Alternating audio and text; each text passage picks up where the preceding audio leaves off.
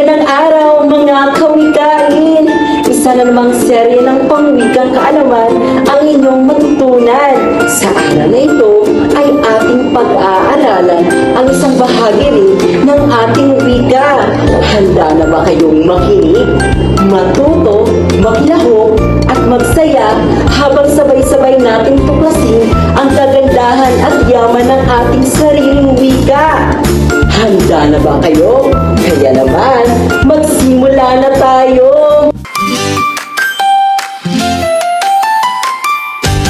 Dahil kayo ay handa na, tayo'y magsimula na. Mga tanong nakakaiba, sagot ay iyong hula.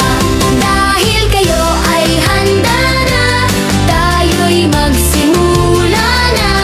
Ang bugtong sa lawikain, awiting bayan ay tugmain. At mga awitin la la la la la.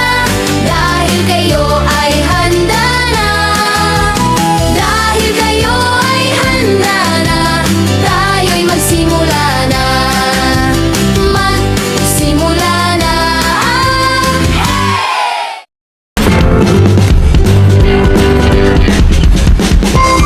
Magandang buhay! Ako nga pala si Binibining Bea. Ngayon na alamin natin ang kahulugan ng bugtong. Ano nga ba ang bugtong?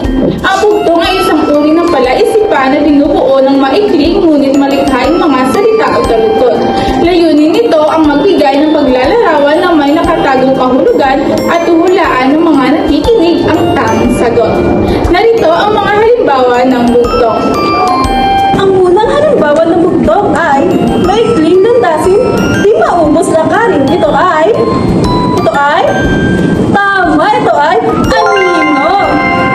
Ang pangalawang halimbawa ng bugtong ay dala mo, dala ka ng iyong dala. Ano ito?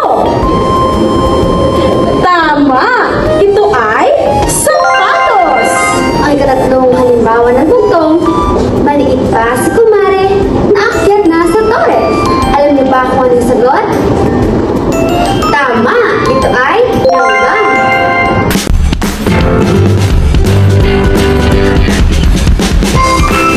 Magandang buhay! Ako nga pala si Binibining Giselle at ngayon, aalamin natin kung ano ang salawikain. Ano nga ba ang salawikain? Ang salawikain ay mga kasabihan sa wika Tagalog na kapupulutan ng aral. Ito ay mga pangungusap na may lamang ngunit punong-puno ng kahulugan.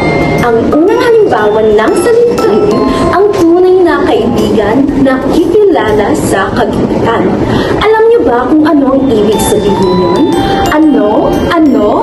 Tama! Ang tunay na kaibigan ay nandyan sa oras ng kailangan. Ay ang halimbawa ng salawikain ay magbiro ka ng salasing, wag sa taong bagong gising. Tatlong halimbawa ng salawikain, may tenga ang lupa, may pakpak ang balita. Alam niyo ba kung ano ang ibig sabihin yon? Ano? Tama! Ang ibig sabihin yon, mabilis kumalat ang balita. Sa madaling salita, madaming chismosa.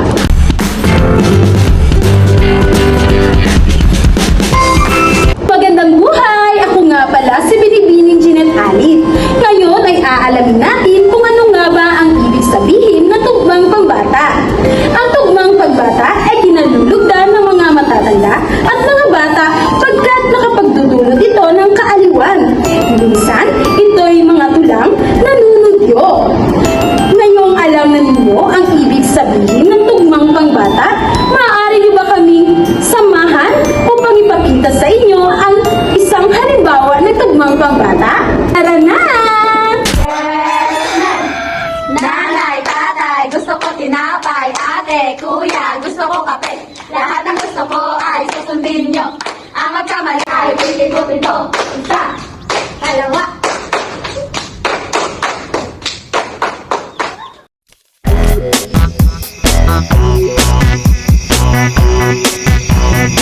Jumbo hotdog, kaya mo ba ito? Kaya mo ba ito? Kaya mo ba ito?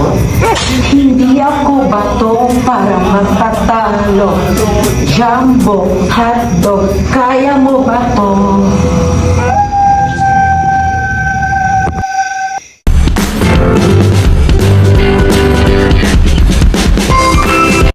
Magandang buhay! Ako nga pala si Binibining Pearl at ngayon ay aking ituturo ang kahulugan ng awiting bayan. Alam niyo ba kung ano ang awiting bayan? Ang awiting bayan ay ang mga tulang pang-awit o inaawit sa pamamagitan ng pagpapahayag ng damdamin, kaisipan, karanasan, pananampalataya o gawain ng isang tao. Wala itong paghahanda at ito'y inaawit ng biglaan at karaniwang inaawit din sa pagkikipagkapwa-tao. Kung gayon, alam niyo na ang ibig sabihin ng kahulugan ng awiting bayan, handa na ba kayong marinig kung ano ang aming inihandang awiting bayan para sa inyo?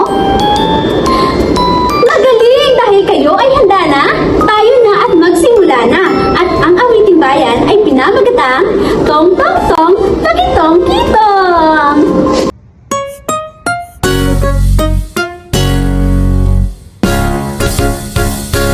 Tong tong tong pakitong kitong alimango sa dagat, malaki at masarap, kay hirap hulihin sapagkat nangangagat.